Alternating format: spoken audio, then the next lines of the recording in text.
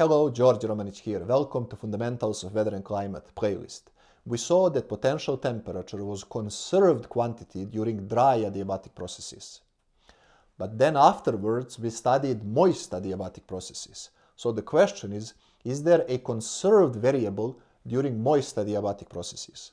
And the answer is yes, there is, and that variable is equivalent potential temperature.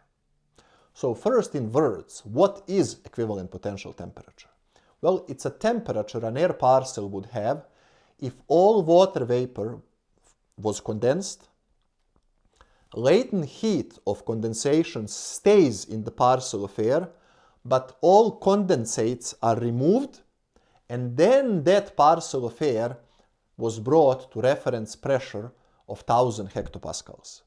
If this is a little bit confusing, don't worry, I will now explain everything conceptually because there were many phrases and terms I used in this definition. As we are doing this, please make sure to like and subscribe. It really helps the channel, and let me know in the comment section below if you find these videos useful. Here is our reference level, and that is a level where pressure is 1000 hectopascals.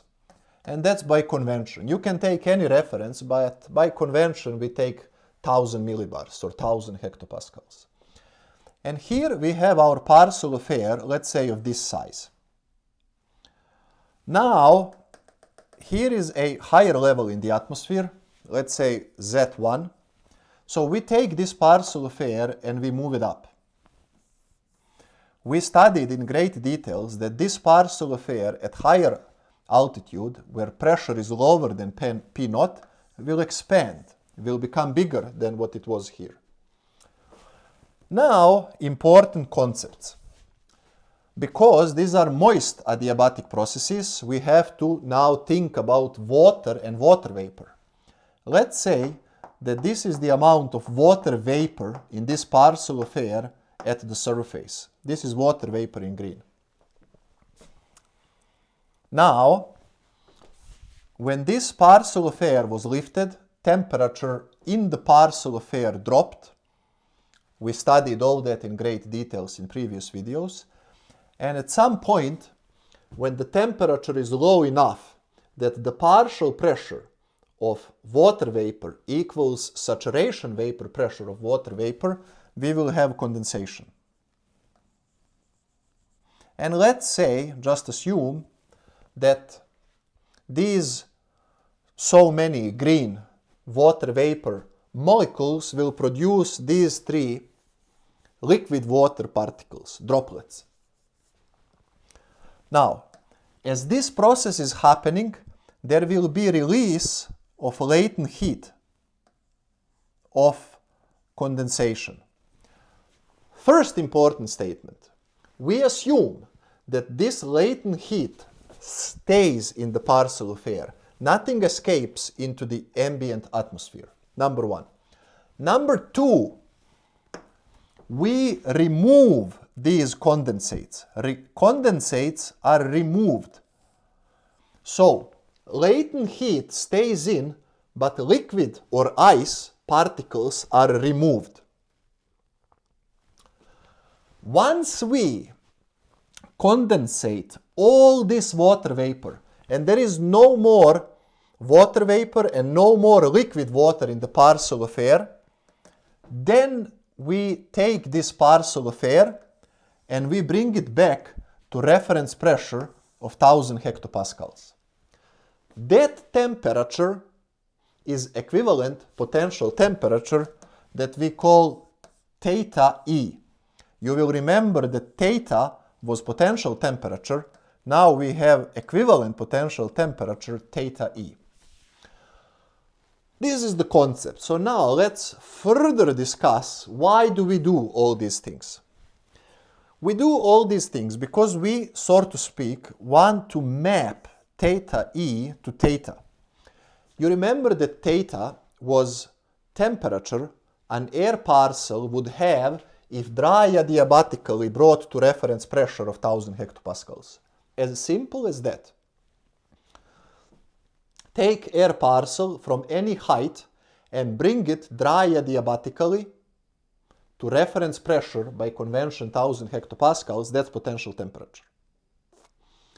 Now, equivalent potential temperature, in order to map it to the same concept as theta, when we have this condensation, we have to remove liquid water or ice if we have deposition. We have to remove it from the air parcel, because if we do not remove it and we bring this back, then this liquid water will evaporate and then we didn't get anything. So we have to first condensate water vapor, then latent heat of condensation or deposition if it is ice needs to stay in the parcel of air in order for process to be adiabatic. But we have to remove condensates, because if we do not, once we start bringing this parcel of air back to the reference pressure, then we will have reversible process in which condensates evaporate, and then we are not mapping this properly to dry adiabatic process. Because you see, once you remove condensates, you remove these blue dots from the parcel of air, and you bring parcel of air back to 1000 hectopascals, then that is dry adiabatic process, because there is no more liquid water and phase changes in the parcel of air. So from that point of view, you can see that theta E is associated with irreversible thermodynamic process, because once you remove condensates and you come back to where you started from, you are not going to have the same temperature you had before, because there is no liquid water or ice to undergo evaporation or sublimation respectively. So that is the concept of equivalent potential temperature. An equivalent potential temperature is conserved quantity during moist adiabatic processes. What is equation for equivalent potential temperature? Well, you remember that potential temperature had exact equation, and that exact equation was that theta is equal T P naught, which is this reference pressure, divided by P R divided by Cp. We introduced that in previous videos. Equivalent potential temperature actually does not have explicit equation. It's approximately equal to, and it's actually not so easy to derive it. I will do it in advanced playlist. I don't do derivations in fundamental playlist.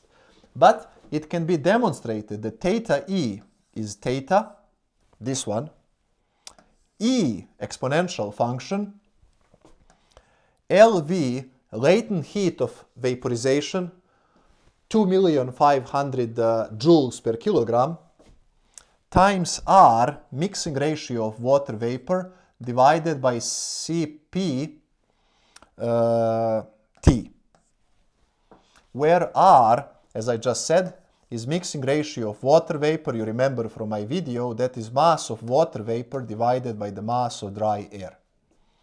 This is equation for equivalent potential temperature, and there are other forms actually of equation you can find online. This is one of them.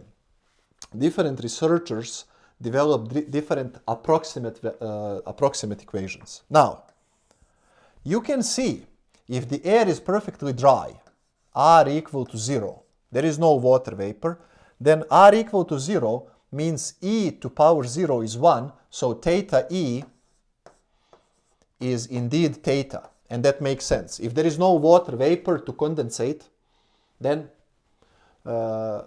potential temperature is exactly the same as equivalent potential temperature, because potential temperature was defined for dry adiabatic processes. Now, you can also see, if you are a little bit familiar with mathematical concepts, that if R is decreasing, that means that the amount of water vapor in the parcel of air is decreasing. But that actually means that temperature is increasing from this equation over here. And that makes sense, because if the water vapor amount is decreasing, Well, that means that water vapor is condensing to become these blue droplets. And that means latent heat, LV, of vaporization is released. And that will increase temperature. So you can see, therefore, that temperature, once again, is not conserved variable. But theta E is conserved. That is constant. And that's why it is so useful. So, just like theta was very good tracer for dry parcels of air, theta E is generalization beyond theta, and it is also a very good tracer for moist adiabatic processes. And this quantity is also used very, very much in atmospheric sciences. Of course, conceptually, it is more complicated than theta.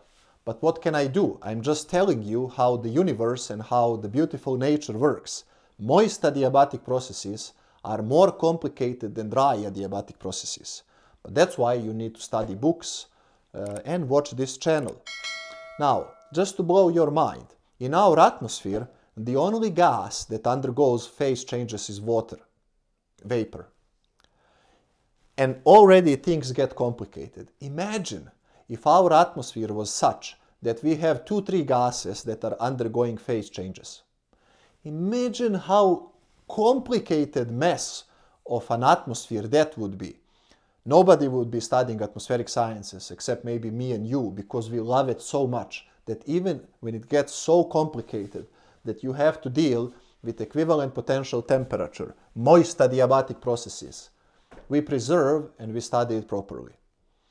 In the next video, we are going to discuss temperature lapse rates during dry adiabatic process and temperature lapse rates during moist adiabatic processes. So you will see how 2 parcels of air that are going up or down will change temperature in dry adiabatic regime and moist adiabatic regime. Please make sure to like and subscribe, share some comment, and share this video with your enemies and friends. And until next video, goodbye.